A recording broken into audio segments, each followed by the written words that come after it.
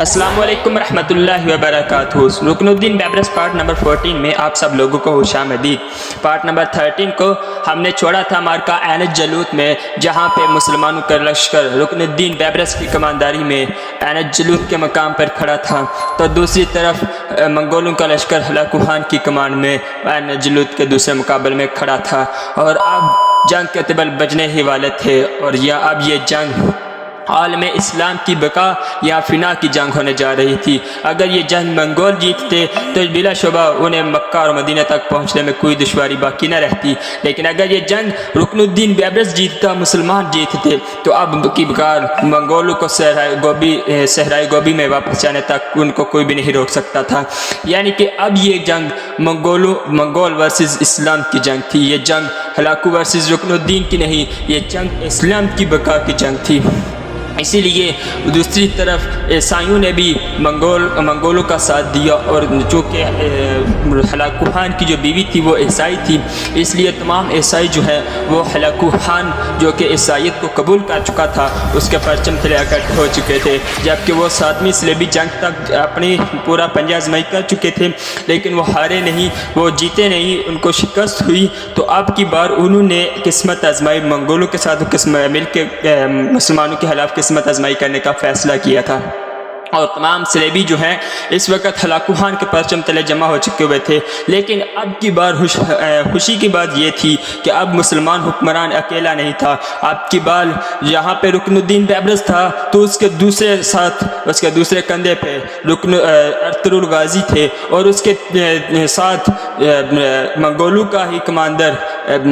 برقع خان تھا، اور ساتھ میں بغداد کا نائب سپہ سالار وہ بھی تھا۔ اب کی بار مسلمان اکیلے نہیں تھے، اب کی بار جتنے بھی مسلمان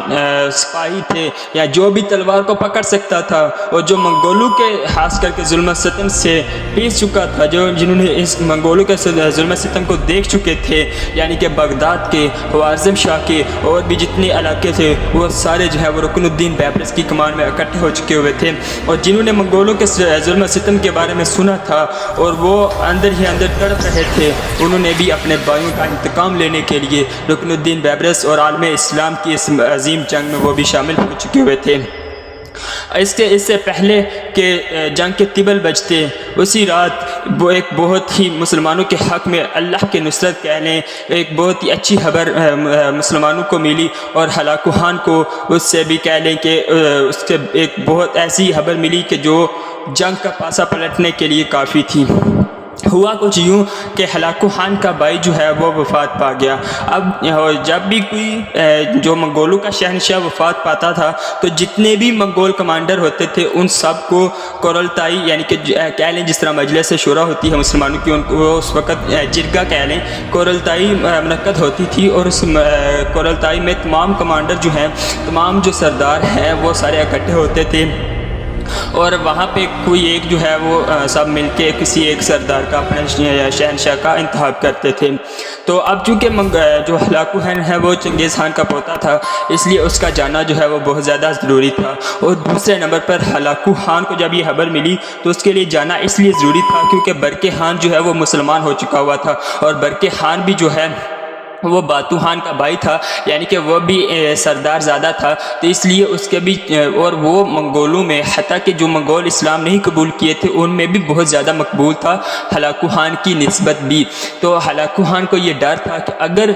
مسلمان برقع خان جو ہے اس نے وہ اگر شہنشاہ بن گیا تو تمام منگول میری کمان سے کھینچ لے گا، اور مجھے جو ہے وہ قتل بھی کروا سکتا ہے جتنا کہ میں نے مسلمانوں کا خون بہایا ہے۔ اس لیے اس نے جنگ کو اپنی جتنی بھی فوج تھی وہ اپنے سپہ سالار کو دی، اور اپنے ساتھ ایک لشکر کا ایک حصہ لے کے واپس جانے کا، صحرائے گوبی میں جانے کا فیصلہ کیا۔ اس لیے اب اس کے اس فیصلے پہ اگرچہ اس کی بیوی اور اس کے جو باقی عیسائی کمانڈر تھے وہ اس سے ناخوش تھے، کیونکہ وہ نہیں چاہتے تھے کہ ہلاکو خان یہاں سے واپس جائے، اور وہ چاہتے تھے کہ اب وہ مسلمانوں سے یہ جنگ لڑے اور مصر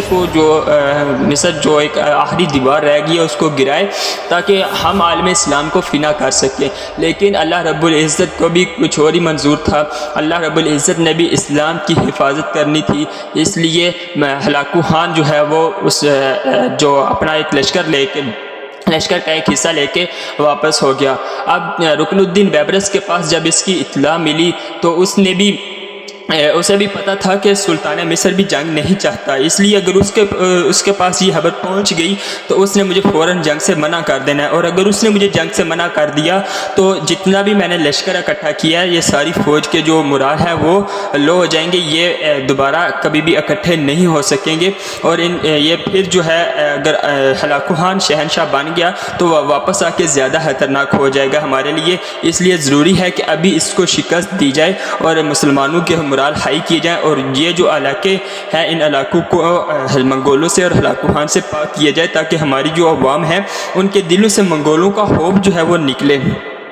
دوسری طرف وہی ہوا جس کا رکن الدین بیبرس کو ڈر تھا۔ سلطان مصر نے بھی جب دیکھا کہ میں نے تو صرف 25,000 کی فوج دی تھی، اس نے لگ بھگ 1 لاکھ کی اپنی فوج اکٹھی کر لی ہے، تو اسے بھی ظاہر سی بات ہے ہر شہنشاہ کو اپنی سلطنت کا ڈر ہوتا ہے، اور اس نے بھی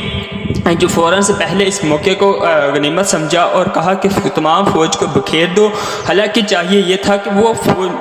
رکن الدین بیبرس کو اور فوج دیتا، کمک دیتا اور کہتا کہ تم اس کے اوپر حملہ کرو، اور ہلاکو خان جو کہ اپنی فوج بکھر چکا ہے اس کے اوپر بھی حملہ کرو اور کوشش کرو کہ اس کو یہیں پہ ختم کرو، اور ساتھ مل کے برقے خان کو تحت کی طرف اسے جو ہے تحت پہ برجمان کرانے کی کوشش کرتا، تاکہ عالم اسلام کے لیے جو منگول خطرہ بنے ہوئے ہیں ان کو نجات مل سکے۔ لیکن اس نے بھی اپنے تحت کا سوچا اور رکن الدین بیبرس کو فوراً ایک پیغام بھیج دیا جس سے اس نے کہا کہ تم جنگ سے رک جاؤ، لیکن رکن الدین بیبرس بھی پہلے ہی سلطان مصر کا ارادہ باندھ چکا تھا، اس لیے یہ پیغام پہنچنے سے پہلے ہی وہ جنگ جو ہے وہ شروع کر چکا ہوا تھا، اور اس نے عین جلوت کا جو مارکہ ہے وہ جنگ جو ہے وہ شروع ہو چکی تھی، اور اس میں اس کا جو سپہ سالار تھا ہلاکو خان کا ایک طرف وہ تھا، اور دوسری طرف برقے خان اس بغداد کا نائب سپہ سالار ارطغرل غازی اور رکن الدین بیبرس، یہ چاروں مل کے عالم اسلام کا پرچم تھامے ہوئے تھے اور منگولوں کے خلاف جنگ میں نبرد آزما تھے، اور اس قدر مارکہ رہا اور اس قدر وہاں پہ جنگ ہوئی، اتنا خون بہایا گیا کہ جو ہے آج تک اتنا خون کسی بھی جنگ میں نہیں بہایا گیا تھا، اور منگول پہلی دفعہ مسلمانوں کا اس طرح ڈٹ کے مقابلہ کرتے ہوئے دیکھ رہے تھے۔ پچھلی بار انہوں نے سلطان جلال الدین خوارزم شاہ کے ساتھ اس طرح کا ٹاکرا کیا تھا، لیکن اس میں بھی اتنا ٹاکرا نہیں ہوا تھا جتنا کہ اس دفعہ انہوں نے مسلمانوں کی ہیبت کا خوف جو ہے وہ ان کے دلوں میں بیٹھ گیا تھا، اور جو جہاں بھی دیکھے ہر طرف خون ہی خون اور لاشیں ہی لاشیں پڑی ہوئی تھی، اور اس قدر سخت مارکا ہوا، اور مسلمان تھے کہ ڈٹ یا ان کا ایک ہی نعرہ تھا، یا موت یا فتح، وہ پیچھے ہٹنے کا نام ہی نہیں لے رہے تھے اس وقت، کیونکہ جو رکن الدین بیبرس تھا اس نے اس قدر قائدانہ صلاحیتیں دکھائیں کہ وہ اگر ایک وقت میں ایک محاذ پر ہے، جس طرح سلیبی ساتھ میں سلیبی جنگ اس نے کیا تھا، ایک وقت ایک محاذ پر دوسرے وقت دوسرے محاذ پہ، وہ جو جتنے بھی سپاہی تھے ان کو یہی لگتا تھا کہ رکن الدین بیبرس ہمارے ساتھ ہے، دوسروں کو بھی لگتا ہے کہ رکن الدین بیبرس ہمارے ساتھ ہی ہے۔ اس قدر اس نے بہادری اور پھرتری سے جو ہے جنگ کی کمانڈاری کی، اس قدر ہر جہاں پہ بھی وہ ویک پوائنٹ دیکھتا وہ مسلمانوں کا حوصلے بلند کرتا اور انہیں مزید جنگ کے لیے ابھارتا، کبھی جہاں پہ دیکھتا کہ مسلمان اب تھک گئے ہیں وہ خود وہاں پہ اترتا اور خود بڑھ چڑھ کے دشمنوں پہ حملہ کرتا۔ جب مسلمان جو سپاہی تھے وہ دیکھتے کہ ہمارا حکمران یوں سر توڑ محنت کر رہا ہے، یوں اپنے جان کی بازی لگا رہا ہے اور اپنی جان کو خطرے میں ڈال رہا ہے، تو وہ ایک دفعہ پھر اپنے مرال ہائی کر کے ایک دفعہ پھر جوش و جذبے کے ساتھ منگولوں کے اوپر اور قہر کے ساتھ منگولوں کے اوپر حملہ کرتے، اور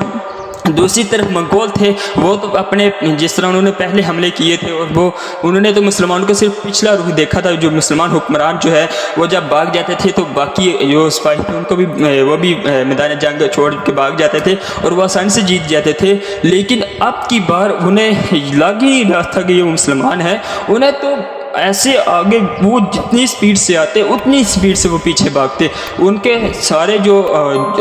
جتنے بھی طریقہ کار تھے منگولوں کے لڑنے کے وہ مسلمانوں کے اوپر عیاں ہو چکے ہوئے تھے, اور رکن الدین بیبرس ان کے سارے